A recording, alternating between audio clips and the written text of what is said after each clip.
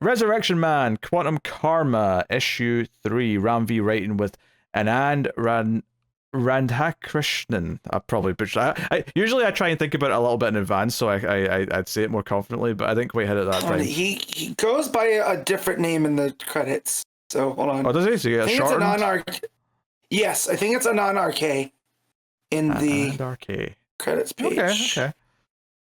I'll have to look. As you talk, I will look it up. He probably got sick of people butchering his name, and that's why. Which is why Ram V goes by Ram V, right?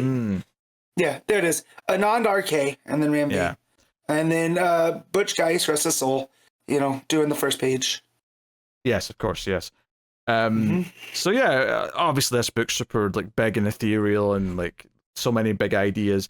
This one kind of gets into the fact that Resurrection Man and Vandal Savage were maybe not literally brothers in terms of like having the same mother, but were brothers in the sense that they were both caveman together, right? They were both there, and the asteroid fell. It gave Vandal his powers, his immortality, but it also gave Resurrection Man his powers, and Vandal Savage gave Resurrection Man his first death. Is this established canon? Is this a new thing? Because I did not know, but it also plays in with the. Did you ever read the Rucka stuff with Vandal Savage and the question, and they did the whole Mark of Cain, and the Book of Evils, like the Evil Bible, the Book of Crime. They essentially made Vandal Savage out to be Cain from the story of Cain and Abel. And then it's funny that that's what they're doing here too. Is that they both get these powers, and the first thing Vandal Savage does is kill his brother. Right, and then leaves him. But by doing that, it unlocked a different kind of immortality for Resurrection Man. Yeah. Right. Then from there. So I don't know if that's all actual canon. I'm looking up right now, but I was having the same thoughts.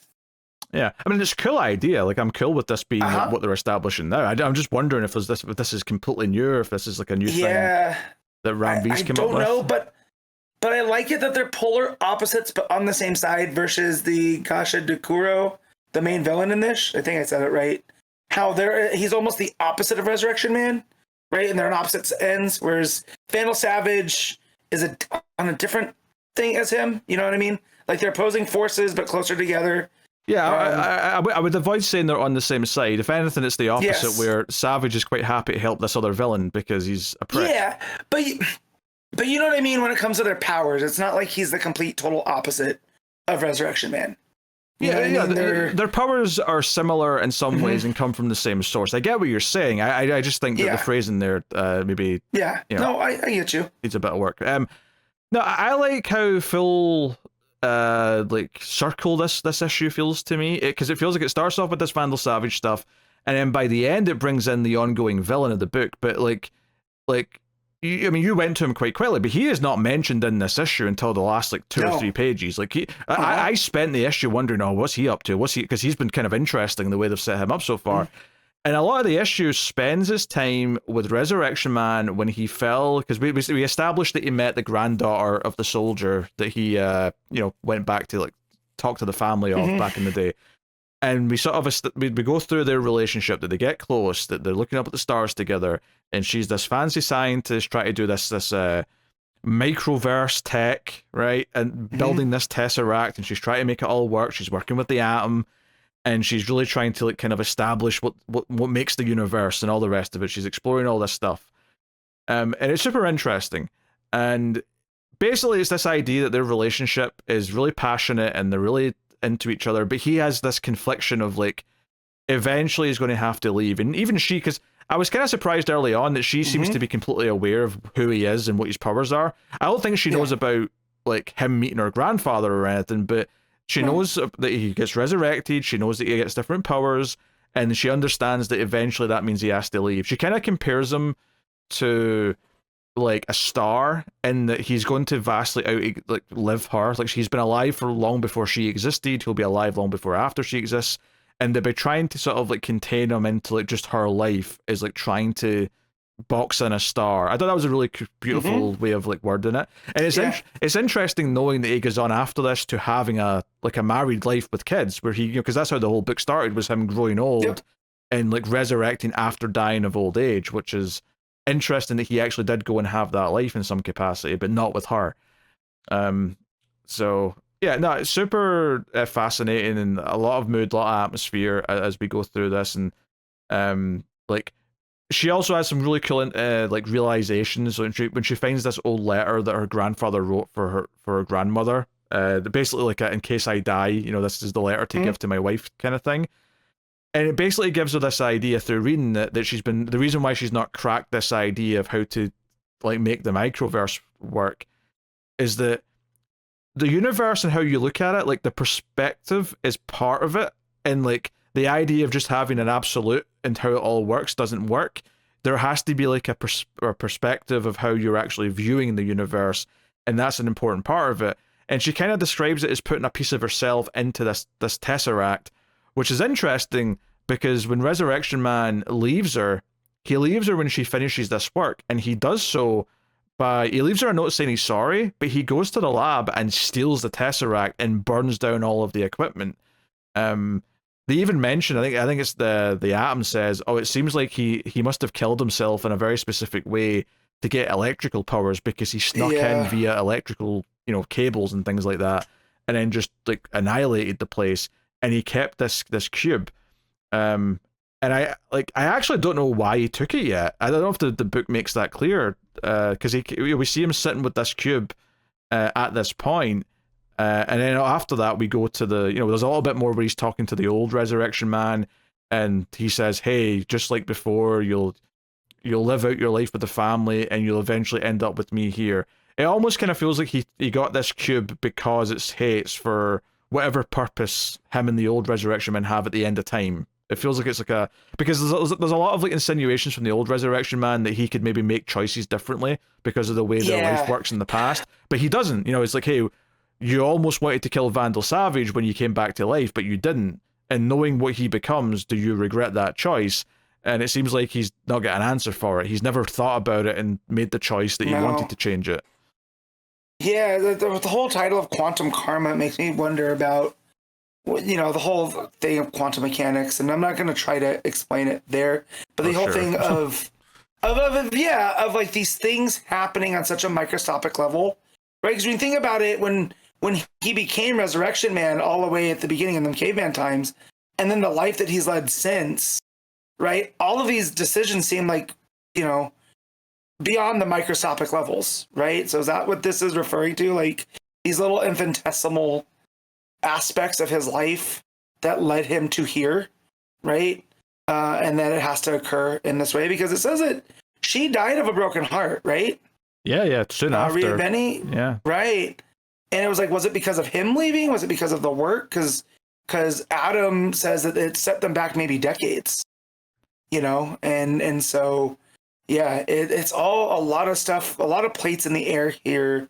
And then, I trust in Ram V to guide us through here. But yeah, there have a lot of, what is going on? It's always compelling. I'm always like engaged with what it's telling me. And I thought, as much as that there's some larger things that we don't quite understand yet, I feel like this issue is like, no, but this is the story of this relationship. So maybe some of the implications at the end we don't quite get yet, but we understand the story of like what he's doing in the context.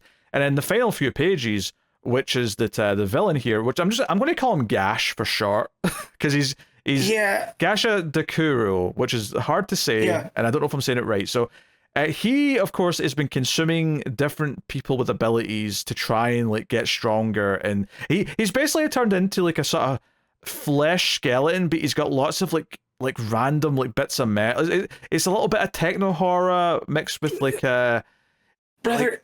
He runs a cannibalism cult. It might be one of the darkest things Ram V's written about thus far. He's got like a doll like strapped to his back amongst all the other little doohickeys. Like he's just this weird I hate him. monstrosity I hate looking at him. Of all these things that he's consumed. And the interesting thing here about the end is that he's found Vandal Savage, and he kind of explains to an extent. He's like, hey, I once ate someone who couldn't die. And it sort of led to this, all these abilities I have. And I've been like consuming. There's just this hunger that it's given me. Like it's given me this weird hunger that I have to keep feeding. And he basically says, look, I know I can't like threaten you because you're Vandal Savage. I know I can't do this or that. But, so I'm just going to ask you, can I eat a piece of you?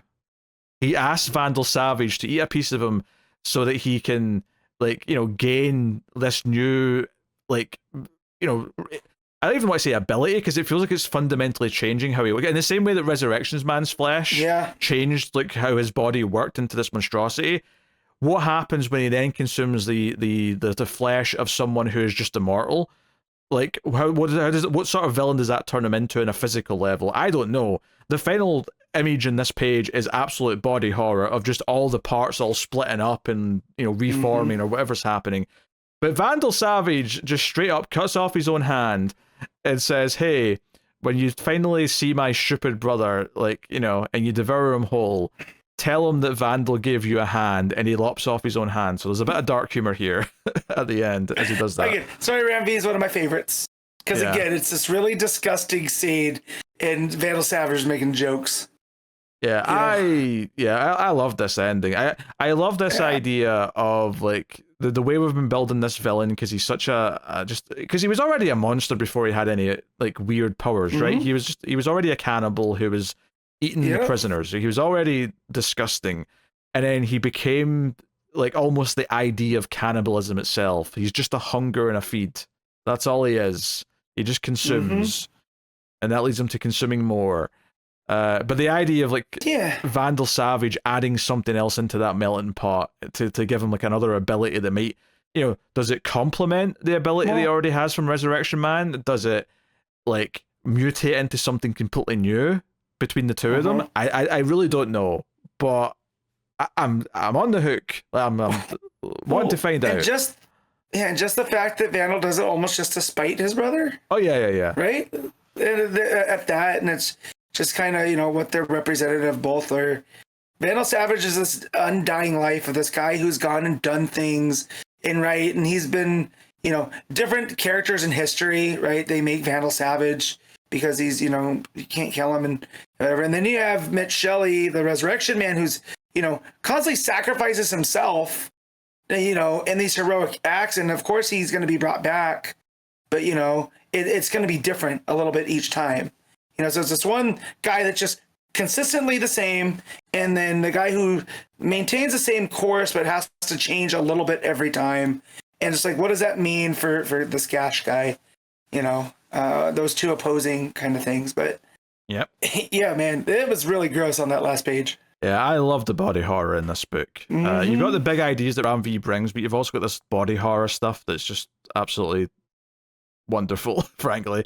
So super pumped for this book still. I think, you know, and it's one of those things where it's so big in its ideas that you do get a little bit more of a foot in the more you read, because you're getting a little bit more, you're starting to like, come into it with a bit of an idea of what it is.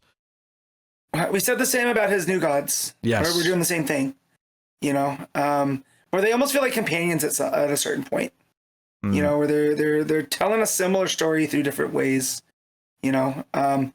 But yeah, so upon some research, this is the first time that Vandal Savage and Resurrection Man have been like related or know each other through the back. Okay. But because of his long life, Vandal Savage in other stories is aware of Resurrection Man and like the Phantom Stranger or these other long-lived characters, but I don't think they have any relation to one another. Now this is a fun addition. So I feel like this is Yeah, this feels like you're making Resurrection Man feel like a bit more important because he's connected to Vandal Savage, which is cool. Not that he necessarily needs that, but just this idea that you're kind of solidifying him more somewhere in the DC continuity a little bit is kind of cool.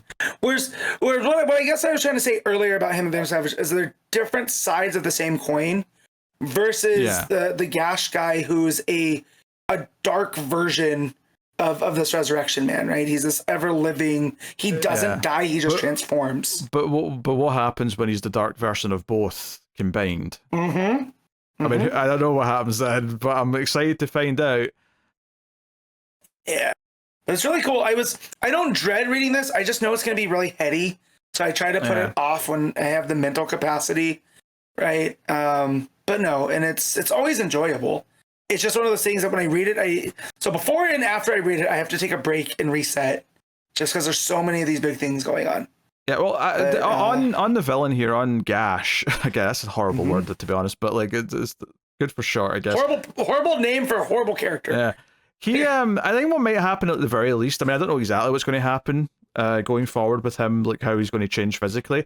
But one of the things that's been clear since he died and is kind of, or, you know, since he's been like just this brain that's been a cannibal that people are worshipping and feeding him, is that he's came across as very weak, right? He's needed the cult. He's needed the cult to like feed him and things like that. I get the feeling that because Vandal Savage's whole thing is that he can't die, and he's kind of the stronger of the two, right? Because Resurrection Man is like, no, he'll die, but he'll come back.